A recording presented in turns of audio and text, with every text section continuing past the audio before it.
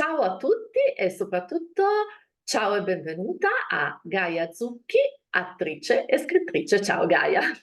Ciao Cristina, piacere. Eccoci tesoro. Allora, noi parleremo di queste due tue anime e di tutte le mille sfaccettature di te come splendida donna. Attrice, principalmente tu sei attrice, una vita come attrice, poi ultimamente scrittrice. Ma com'è che si diventa attori? Allora, secondo me non si diventa attori, secondo me si nasce attori, nel senso con quella passione, con quel talento ci si nasce. Poi bisogna raffinare le armi, no, come dire, bisogna studiare, bisogna approfondire, ma credo che si nasca poi dopo attori. Quando sono sul palcoscenico mi sento a casa, mi sento felice quando sono davanti a una telecamera e quindi ho capito che era il mio mondo, perché appunto avvertivo una sensazione di felicità, di benessere, mi sentivo completa a casa. Detto ciò, ho iniziato a studiare, perché è vero che abbiamo il talento, è vero che dovremmo, perlomeno a me, la passione, però nulla riesce senza uno studio attento, profondo e giornaliero. E ogni giorno bisogna studiare perché non si arriva mai. Ogni giorno è una scoperta, ogni giorno è un evolversi dell'essere umano e quindi della nostra professione. Almeno io la penso così, sono molto puntigliosa. Quindi i tuoi primi passi come attrice, beh, a Roma. Io i primi passi come attrice li ho fatti a Roma, assolutamente, nella mia città. Io sono stata fermata, la fortuna della principiante, per una pubblicità, che questa pubblicità mi hanno preso subito del tonno e da lì mi sono affacciata un po' nel mondo, diciamo, artistico, attraverso le pubblicità, attraverso i fotoromanzi della Lancio Story, attraverso diverse cartelloni pubblicitari, ma era solo un fatto di bellezza, cioè un fatto estetico.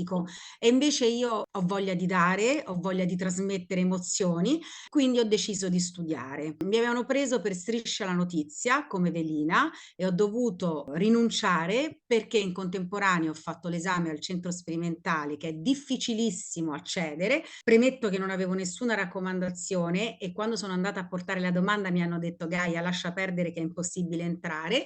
Ho detto no, no, io ci provo. Ho fatto la domanda, ho fatto un mese di prove e quando è arrivata la telefonata che insomma ero stata ammessa, sono 6 posti, oltre 1000 domande, ho cominciato a studiare e quindi nel 92-94 ho studiato a Roma al centro sperimentale e mi sono diplomata.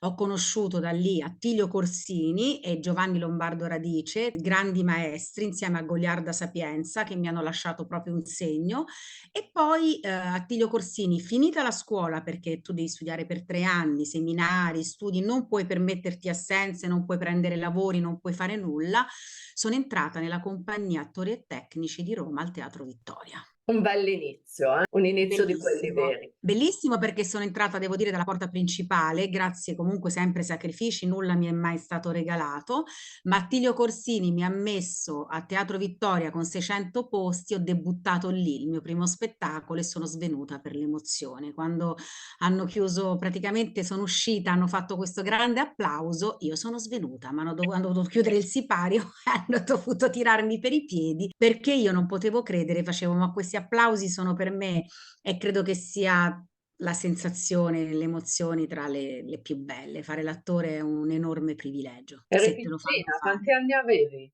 Allora, il mio primo spettacolo io l'ho fatto a 22 anni, con dei mostri sacri. Mi sono ritrovata, con questi mostri sacri e non potevo crederci. Ho sempre fatto tutto come un gioco, con un grande entusiasmo. Devo dire, cercando sempre poi di prendere l'umiltà come cioè di restare umile, di prendere questi mostri sacri, la loro umiltà e farla mia. E da lì poi il cinema. Da lì, per assurdo, io ho fatto il centro sperimentale, quindi avrei dovuto fare subito l'attrice di cinema, invece mi sono appassionata al teatro, mi arrivavano provini, ma ero entrata fissa in questa compagnia e facevo uno spettacolo dietro l'altro, tra cui per 6 anni ho fatto La Voglia Matta, appunto diretta da Attilio Corsini, e quindi ero impegnata sempre. Ho lavorato anche con il grande Ronconi e tanti altri. Da lì il cinema continuava a chiamarmi come servizi fotografici e alla fine ho iniziato in contemporanea a lavorare anche al cinema con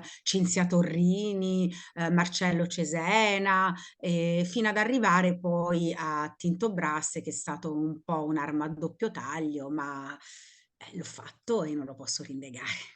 Ma anche perché erano anni in cui noi siamo comunque più o meno coetanee, No, no, siamo ehm, coetanei. siamo lo dici Non più siamo o 2 meno, siamo splendide coetanee, non ci nascondiamo, ecco. siamo 2 splendide coetanee, Esattamente, fine. Naturali. Ecco, allora Tinto Brass era un po' questo borderline fra l'erotismo, ma un erotismo impegnato, sembrava quasi che si stesse per sdoganare tutta una serie di discorsi a livello di cinema un po' più di massa e quindi tante attrici, hanno lavorato con lui proprio nell'idea di fare un qualcosa che fosse un pochino differente, o sbaglio? Allora, devo essere onesta e Mh. sincera. Io, allora Tinto Brass era prima un grande regista, Mh. uno preparato che aveva studiato, poi ha iniziato a fare l'erotismo. Alcuni suoi film non erano male, ma si è andato perdendo strada Sì, nel facendo. Questa tempo. è la mia Sì, opinione. sì. Io quando ho accettato, il motivo per cui ho accettato, lui mi ha chiamata per 3 anni di seguito, ho accettato unicamente perché volevo emergere, volevo guadagnare, volevo affermarmi, volevo diventare qualcuno, sono onesta. Quindi lui essendo un nome, tant'è che ai provini, che tutte ne possano dire, c'era una fila interminabile che non finiva più e c'erano tutti i giornali dall'Espresso in poi a intervistarmi, tant'è vero che poi sono diventata un nome.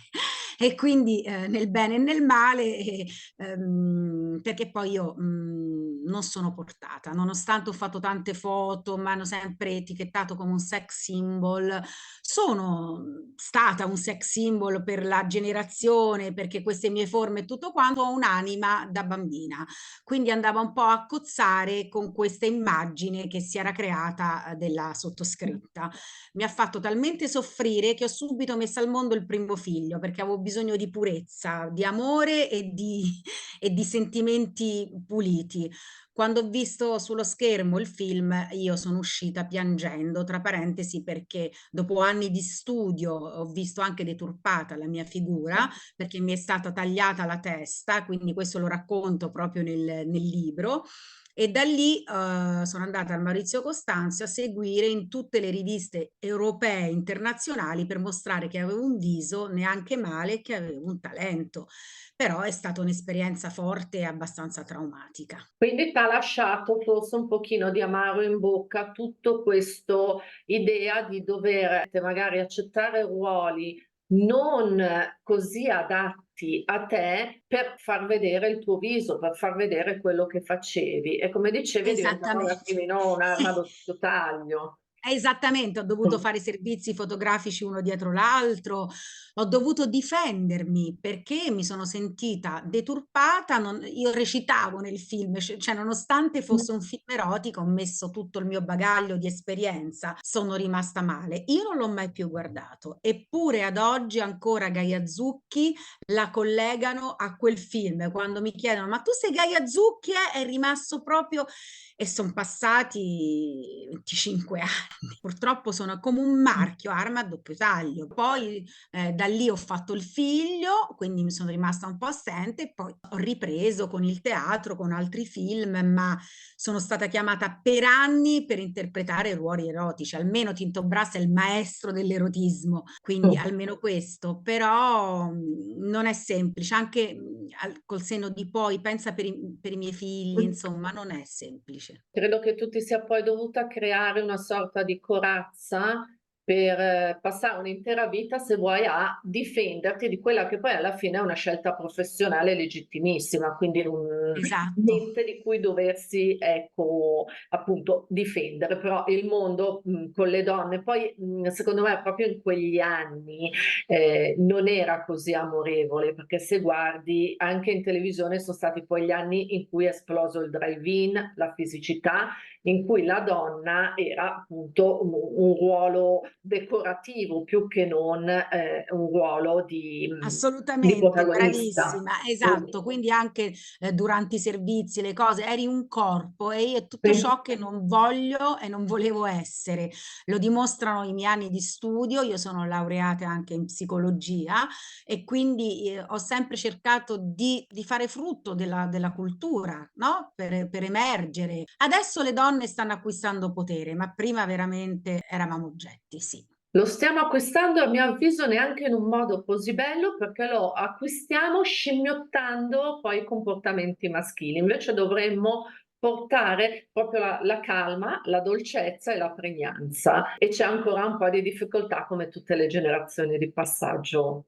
Anche noi chiaramente ci siamo trovate un po' a dover essere combattive per portare dei concetti come una parità normale nel lavoro, È un vero, po' cercando di infantiliste. metterci il pantalone, di imporci con la forza Mh. ed è assolutamente sbagliato Mh. proprio. Allora, prima mi accennavi, dopo il film con Tinto Brass, tu appunto hai avuto il primo dei tuoi 2 figli. Come hai vissuto il tentare di essere mamma e poi il ritorno al lavoro, cioè il conciliare queste 2 parti che, da noi in Italia, purtroppo è ancora difficoltoso. Sono cambiate le cose? C'è una reale possibilità di conciliare l'essere mamma con l'essere lavoratrice o siamo ancora un po' impiccate? Siamo ancora molto impiccate. Tante chiacchiere, tante rivoluzioni, tante belle parole. Io so solo che non è che mi pento che sia colpa loro, ma la mia carriera ci ha rimesso tantissimo. Il primo figlio ero giovane, quindi è stato più semplice ritornare dopo un tot di anni. La seconda figlia mi ha portato via 14 anni della mia carriera perché mi sono dedicata completamente a lei e son tornata adesso, stanca chiaramente, più grande e con tantissime più difficoltà, perché chiaramente, soprattutto io non accetto la chirurgia plastica, il mio messaggio è che voglio restare così con le mie rughe, con i miei difetti, con gli anni che passano, perché sono un'attrice, non sono una modella, una fotomodella. E con il tempo è chiaro che cambio, è chiaro che sì, ti devi curare, non è che voglio dire che devi, però io voglio essere reale, fare i ruoli per la mia età, con le mie espressioni, con i miei occhi, senza blefaroplastica e senza diventare una bambola di plastica. Ci sono ruoli per la nostra età a tuo avviso? Pochi al Mh. cinema, sempre di meno, allora al cinema o sei diventato un nome potentissimo e ti chiamano, Mh. altrimenti vedo con grande difficoltà che giusto per fare qualche cameo dopo comunque 20 anni di carriera, forse al teatro è più semplice, Mh. ma, devi riprendere i contatti, devi riprendere, io adesso son 2 anni che sono tornata e sto cercando di riaffacciarmi, ma con delle enormi immense, perché una volta che lasci è come se devi rinascere e ricominciare da capo. Poi io perché sono un nome mi danno la possibilità, tra virgolette, altrimenti non era proprio possibile.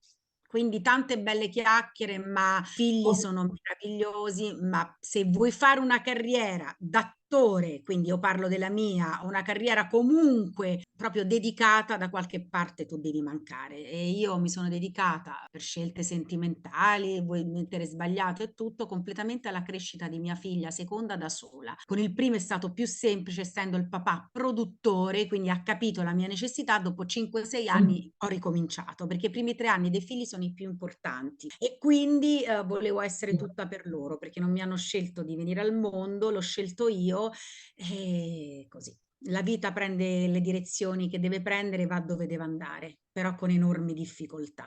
Tu sicuramente sei in una situazione particolare per il tuo mestiere, però vedo anche tantissime donne che fanno le impiegate, delle vite che teoricamente dovrebbero essere più semplici, che si ritrovano realmente a fare un doppio lavoro, perché fanno il loro lavoro più la mamma. Non Quindi solo fanno le mamme, ma le casalinghe, non è solo fare la mamma, è gestire tutto l'entourage, quindi voglio dire, la mamma è la cosa più bella. tutti questi anni, il tuo lavoro, le tue esperienze, la tua vita, a un certo punto, recentemente, ti sei seduta a un tavolo e con davanti un foglio hai iniziato a raccontare, quella che è stata una vita ed è tuttora una vita piena di aneddoti, quindi il tuo libro. Non è stato un caso, cioè nel senso che erano anni che tutti mi chiedevano di scrivere anni, perché la mia vita è molto un film, assomiglia a un film, a volte drammatica, a volte dell'orrore, a volte brillante, a volte comico. Veramente la mia vita è un film, tutto quello che mi capita giornalmente e ci avrò questo karma, ma è stata la morte della mia amatissima mamma che mi ha fatto capire che non siamo eterni, che siamo di passaggio su questa terra e quindi la voglia di scrivere è stata terapeutica per affrontare questo dolore. Ho visto mia mamma che mi ha detto vai Gaia, scrivi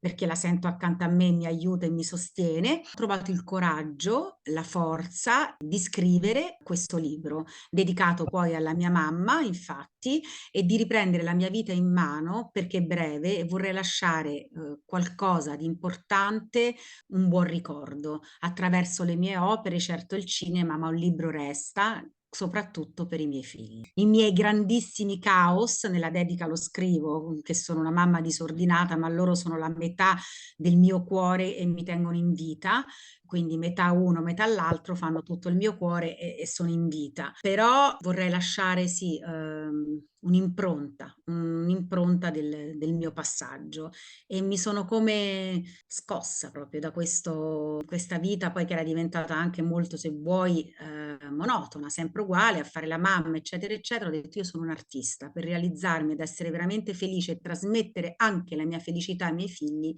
devo tornare a rispettare la mia vera natura. Il libro l'hai scritto in pochissimo tempo, giusto? Il libro mi è venuto di getto, io sono un'istintiva, quindi faccio tutto molto velocemente. Quando mi appassiona mi ci dedico giorno e notte. Io ho deciso di scriverlo agosto. Era agosto, ho iniziato a lavorarci, a mettere in ordine delle idee con la mia squadra. Io credo molto nel lavoro di squadra, di gruppo e molto poco l'individualità. Quindi con il mio amico mi è venuta l'idea con Walter Garibaldi di questo titolo così divertente. Dice tu sei stata vicina di questo, perché no?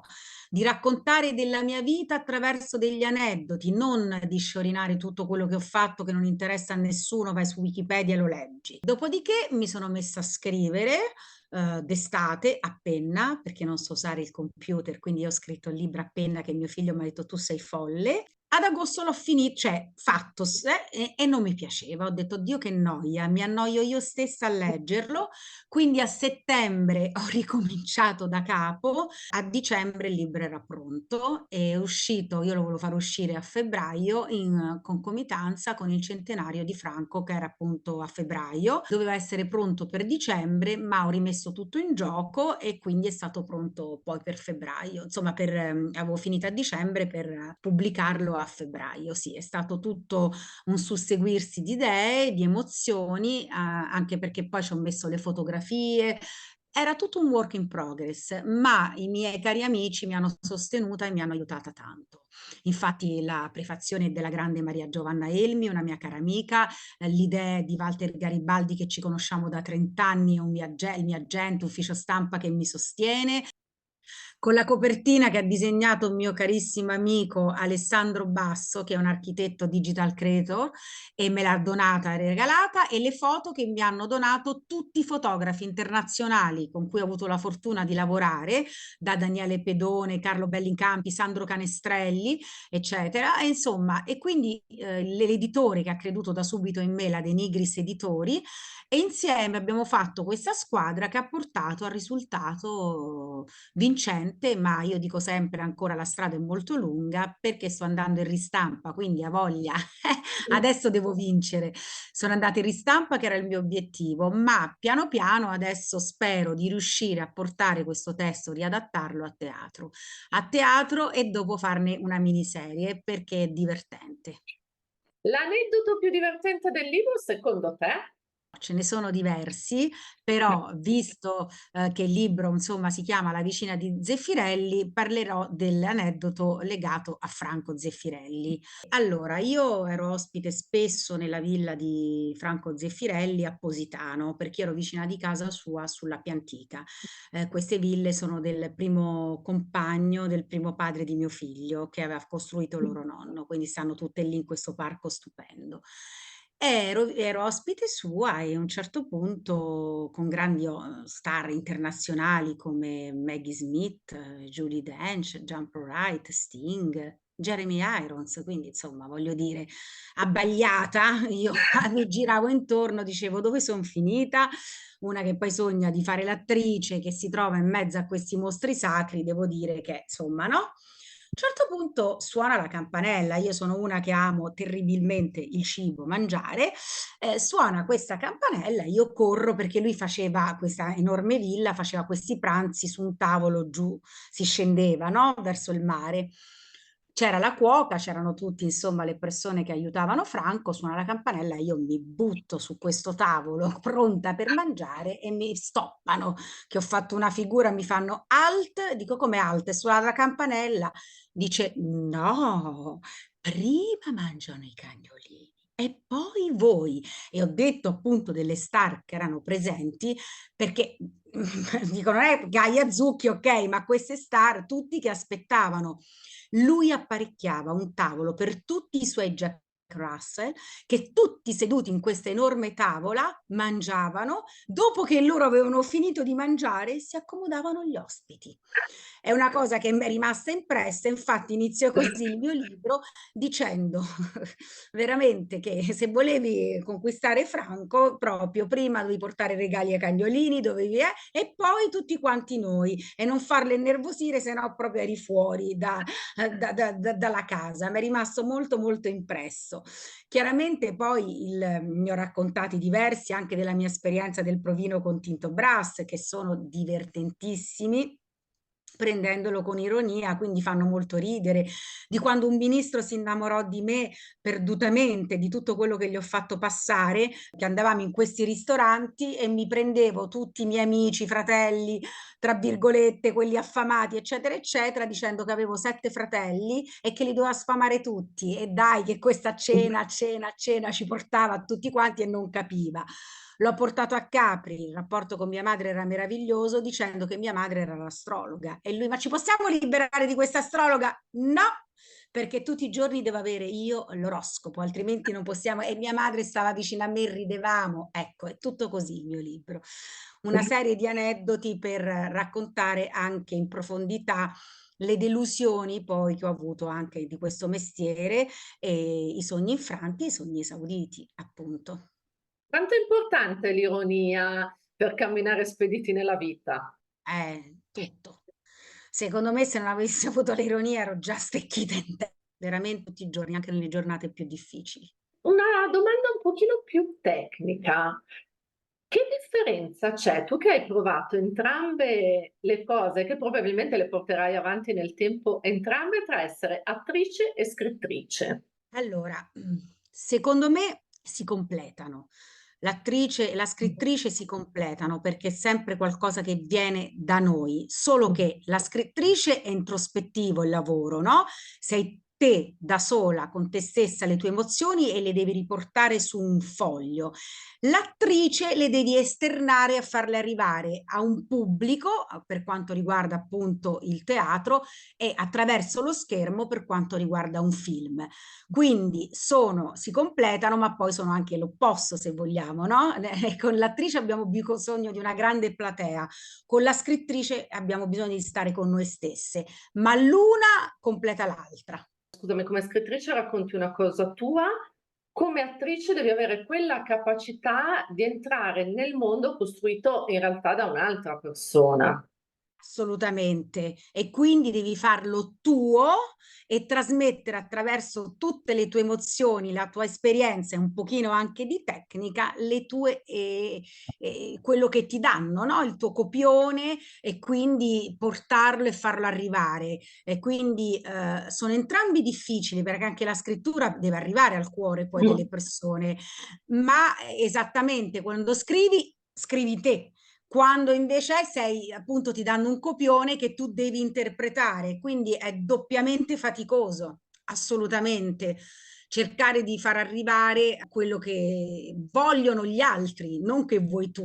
Tanto amore nei confronti del tuo lavoro, tanto amore nei confronti di questo che era un progetto del libro e adesso già da un po' appunto è una realtà e poi una grossa realtà perché è in seconda ristampa e questo vuol dire che il libro è piaciuto. È la cosa penso che ti riempie di gioia, ma è piaciuto perché è ironico, perché è divertente, perché è vivo, perché è vero, perché è vita. L'amore, l'amore per i figli, per il lavoro, per quello che fai, l'amore in generale, questa è una domanda che faccio sempre, che peso ha nella tua vita? Allora, l'amore è il motore della vita di tutti noi, io credo, no? Senza amore non esistiamo, senza amore eh, nulla ha un senso. Quindi l'amore per me ha un peso fondamentale che mi ha molto anche deluso, magari per quanto riguarda i miei compagni, che se adesso non ci sono più qualcosa devono pure aver fatto, come ho scritto nel mio libro. Però mi nutro di amore per la vita in primis, per i miei figli, per un animale, per un tramonto, per il cielo, le stelle. Però l'amore per un uomo ricambiato è fondamentale. Quindi ora non c'è nella mia vita, ma sarebbe bellissimo credere ancora nell'amore. Per il momento è chiusa ermeticamente questa voglia di amare, però la vita è imprevedibile ed essere amati e amare è il motore della vita, il motore della vita, il motivo per cui uno si alza la mattina, no? Per cui dai un senso a tutto quello che fai. Adesso in questo momento sono i miei figli e quindi l'amore per mia mamma, il riscatto. Mia madre amava profondamente la vita e quindi è una sorta di compito che io ho, onorare la vita anche per lei, insomma, con amore. Io cerco di mettere amore in tutto quello che faccio, anche nella nostra intervista, anche in un piatto di pasta, anche in un semplice gesto. Cerco di mettere amore. Ci sono dei giorni che ci riesco e altri giorni che non ci riesco, perché non è che siamo perfetti, no? Teniamo come ultima una domanda un pochino più leggera, ma intanto voglio ringraziare tantissimo Gaia Zucchi per queste parole, per questo pezzo di vita che ha voluto condividere. Il libro ve lo straconsiglio perché prima di tutto è divertente ed è ironico come riesce a essere lei ironica nell'aver passato tutto quello che ha passato e ne ha passate parecchie. Quindi anche riuscire appunto a creare questa collana di perle, di aneddoti che ci ha regalato è stata una cosa bellissima. Trovate comunque il link nel commento fissato in alto qui sotto. E adesso una domanda proprio molto moderna. Noi ci siamo conosciute attraverso i social, come spesso succede. Quindi chiedo a Gaia, che ha appunto la mia età e quindi non c'è nata con un cellulare in mano, non c'è nata con i social, che rapporto ha con questa realtà che tanto spesso è demonizzata, ma che effettivamente se noi siamo qui a poter raccontare la sua storia è perché c'è questa realtà.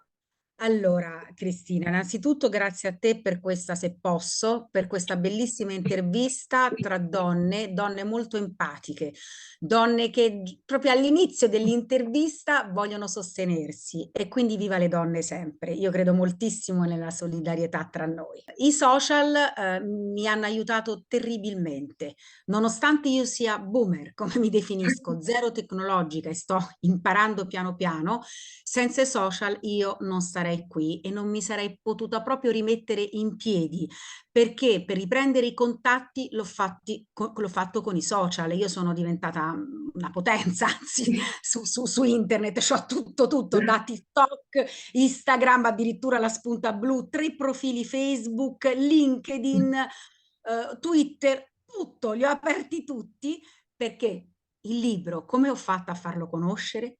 Attraverso i social, attraverso YouTube, attraverso delle interviste. Come ha fatto la gente a conoscermi? Come appunto è attraverso i social. Ed è stato grandioso. Come comprano il mio libro tanti miei fan, tante mie cose? Attraverso i social. Come comunichi? Quindi sono fondamentali e piano piano ho iniziato a usare il telefonino, a capire cosa fosse Instagram, perché Facebook era l'unico che sapevo usare. Poi mi messa su LinkedIn, Twitter l'ho ancora abbandonato, TikTok da pochissimo e sono diventata virale con 2 storie proprio così per dire. LinkedIn magari era quello del lavoro, YouTube sta ancora lì fermo perché impazzisco che me li gestisco da sola e anche però ci sono, come in tutte le cose, i pro e i contro. Dunque, i contro sono che la mia privacy è spesso violata, le persone si approfittano, essendo poi appunto sex symbol, Gaia Zucchi, eccetera, eccetera, c'è tanto mio materiale su internet, ho dovuto bloccare oltre 1000 profili, perché mi sembrava di stare su una chat porno, altro che OnlyFans. Mi sembrava, se volevo fare OnlyFans, stavo là, no? Mi sembrava di fare veramente, cioè perché mi arrivavano di tutto, guarda, ti voglio proprio dire, mi arrivavano a un certo punto veramente il membro maschile di tutti i colori, da tutte le razze, di tutte, ero disgustata. Quindi quando io non immaginavo questa realtà, mi sono messa su Facebook, ho detto, ma che cavolo è successo in questi anni? Io sono stata assente per 15 anni, ma che succede? E quindi sono rimasta un attimino, perché non lo uso, devo dire la verità, per conoscere, anzi sono anche abbastanza acida. Poi, per carità, se c'è qualcuno di carino, mi fa molto molto piacere se c'è uno scambio pulito, ma non certo per questi scambi che mi hanno chiesto. E quindi sono rimasta abbastanza un po' basita, ma non mi sono arresa e vado avanti per la mia strada perché senza social le interviste non le potresti mai fare. I provini, faccio self tape, dovresti stare nel luogo. Ci fai veramente tutto e la gente mi sta riscoprendo adesso grazie a questi social, quindi meno male che esistono. Io non ce l'avrei mai potuta fare senza. Considera che io non so usare il computer, sono stata tutta la mia vita senza computer, questo ce l'ho da 2 mesetti e sto piano piano, ecco, anche per fare questa intervista, Zoom, cose, ma è aiutata te, quindi sai che è vero. Piano piano, con coraggio, imparerò anche il computer, che però è una violenza. È una violenza. Io quando sono sul computer che devo caricare e scaricare, ho dovuto creare l'evento Facebook che il 17 febbraio presento la vicina all'Arcigliuto a Roma, con un grande bel cast che mi leggerà Alessandra Celi, collaborazione di Patrizia Caldonazzo, mi modera Marino Collacciani che è un giornalista e uno scrittore importante, ho dovuto creare l'evento. Ci ho passato la domenica, volevo prendere il computer, lo volevo lanciare. Chiedo sempre aiuto a chiunque, aiuto ti prego, aiuto ti prego. Quindi un po' è limitante per me, ecco. Io sono artista Allora, pazza, la roba tecnologica non mi piace. sì, capito. Dunque, la cosa più bella di te, ecco, che dopo questa intervista, anche chi magari ti ha conosciuto in altri ruoli, in altri modi o non ti conosceva, ha visto prima di tutto che donna simpatica sei, punto. E dire che donna simpatica per me è il mondo, è tutto. Dopo viene che sei intelligente, che sei bella, che sei vera, però che donna simpatica è veramente, lo metterei come titolo dell'intervista. Gaia Zucchi è una donna simpatica e oltretutto Grazie infinite. gentilissima. Guarda. Grazie, grazie infinite perché è importante trasmettere allegria, come mi dicono spesso le persone, nonostante le tragedie, io cerco di trasformarle in realtà comiche. Appunto. Dei giorni ci riesci, dei giorni meno, però Cristina sei altrettanto simpatica anche te, che ti ho detto empatia e quindi quando io sento, perché se qualcuno a me non sta simpatico divento pure tremenda, Ah, non eh. dubito.